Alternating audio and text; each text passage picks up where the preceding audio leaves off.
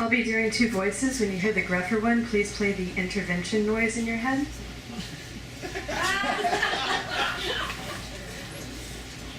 If you were to define the true nature of what being a kid means, you can make a case for the doing of dumb things.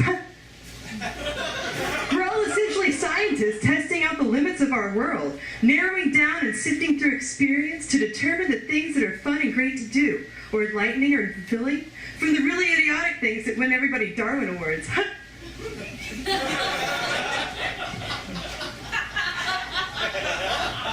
I got drunk for the first time in 9th grade at Daniel's house. His 21-year-old brother bought us a 1.75-liter bottle of Parrot Bay coconut rum. Then we mixed it in Zarka bottles with orange juice.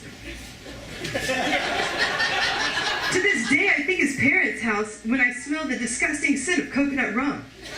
Over the course of the rest of 9th grade, we'd drink on weekends whenever we could get the alcohol. I remember getting a bottle of this disgusting homemade red wine from Belleville, Texas that was passed on to me after my uncle, my great aunt, my grandfather, and my father didn't want it.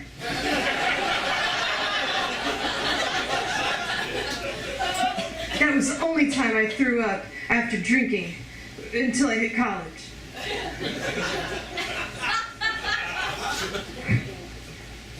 The pinnacle of our stupid drinking adventures, though, came through on the last day of spring break when Daniel, Tony, Erica, Cynthia, David Ramazan, Vu, Scott, Kyle, and I took a 1.75 liter of McCormick's and a 1.75 liter of Parrot Bay, again, to the roof of the nearby Bonham Elementary school to get drunk.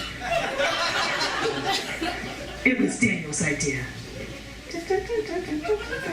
How cool would it be to hang out on the roof of a place above everyone and everything and drink and play and party?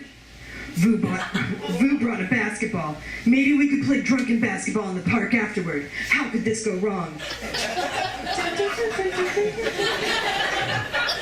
And it didn't go wrong for a little while. We were having a great time. We drank and drank and drank until we all got hammered. Tony kept taking huge swigs off the bottle and claiming not to feel anything. Of course, now with my adult brain, I know that's because the rate of absorption is constant and it takes time to kick in, etc., etc.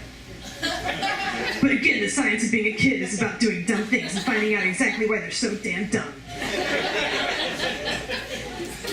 So time passes and we're all having fun until Tony gets overwhelmed by the copious amounts of alcohol he was drinking, combined with the mid-March Houston heat and humidity on the black tar roof of an elementary school just after the sun sets, and proceeds to puke and then pass out, slamming his head into the hard gravel roof.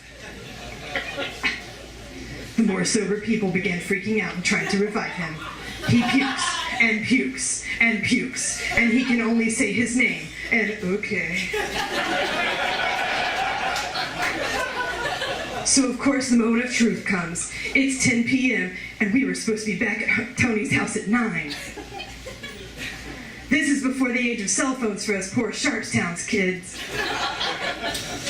So our parents, we think, must be freaking out about where we are. At this point, people have left, and it's down to Erica, Cynthia, David Ramazan, who himself is puking over the side of the roof, Daniel, and me. Daniel and I pick up the unconscious Tony, who weighs a good 180 pounds compared to our respective 120, 150, and plus he's stretching sweat and puke, and begin to get him towards the edge of the roof where we climbed up. About that time, a Channel 2 News helicopter flies overhead and shines a floodlight down on us. We'd been hearing the sound of cop cars around us for the past hour, and being the idiot kids we were, decided that was all for us. So we immediately dropped Tony, who slumped back down on the gravel roof and hit his head again, and leapt off the roof to hide.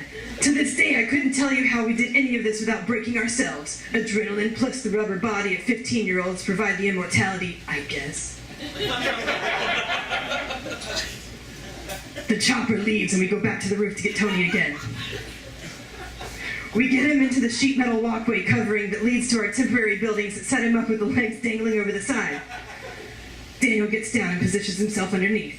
Tony and I get behind him and hold on to his shoulders. Okay, Tony, I say. On the count of 3, I'm going to push you, and Daniel's going to catch you. If you can, please help us along, okay? His only response was, Tony. I took a deep breath, counted to 3, and pushed. He fell like a sack of potatoes onto Daniel. Daniel managed to hook his arm so that he didn't hit his head, but his knee slammed hard against the ground, which finally woke him up for a split second. "My fucking leg!" he screamed. "My leg, my leg, my leg!" And then out again. We carried him from that point across the playground and rolled him under the fence. Scott and Kyle returned with Kyle's car and helped us carry Tony towards the park and pour him into it. I ran ahead to Tony's house to check in with everyone. Vu went ahead to tell Tony's mom that Tony was hurt. And my mother was standing outside next to her 91 Burgundy Mercury Sable. I got in the car and she drove to where everyone was standing to investigate. The bullshit story that Vu had concocted was that we were playing basketball and Tony had slammed into the pole while trying to block a shot. My mom asked Daniel a few questions like, "Has he been drinking?" To which Daniel incredulously replied, No way. No. We weren't even out of Tony's neighborhood before she guessed everything that happened. When I came clean and told her we were on the roof, her only reply was, "The roof? Seriously?" The rest of the night and subsequent 3 weeks made me into the butt of my family's jokes. My dad and sister, I'm still reading this in breath voice. My dad and sister found out that night that my uncles, aunts, grandparents, cousins, family friends, and my mom's co-workers, anybody who would listen was told the story, and you could have thought it was a Saturday Night Live skit. I think their only regret was that we didn't film the whole thing. I was never grounded. I just kept getting made fun of until they were bored with it. The rest of the night for Tony, however, was much more eventful. He regained consciousness around 11, lying in a bed with Daniel and his mom standing over him. Tony's mom was a little Palestinian woman who didn't understand much of what was going on, so she was just crying and hugging him.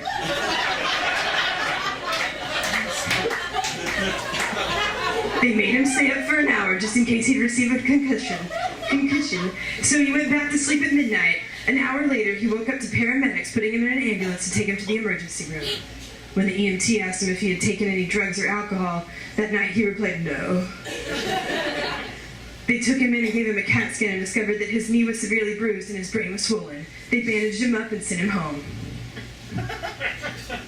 It should be known that everyone else's mothers, including Tony's, absolutely bought Vu's basketball pole story for how Tony got injured. My mom never told any of the other parents what really happened. In the meantime, we became high school famous. The story telephoned around and got even bigger to the point where someone asked me, "Did Tony really take acid and jump off a roof?" A story as dumb as that one shouldn't make anyone cool or famous. But again, we were all kids, and the bigger risk you take to test the limits of what you can and can't do, the braver you are for being the one to discover them. I drank on many rooftops since that night, and even went back to the roof of Bonham the night we graduated high school to relive and reminisce. This time, though, we just had a couple of beers and smoked some weed. It was a much less dramatic experience. Thank you.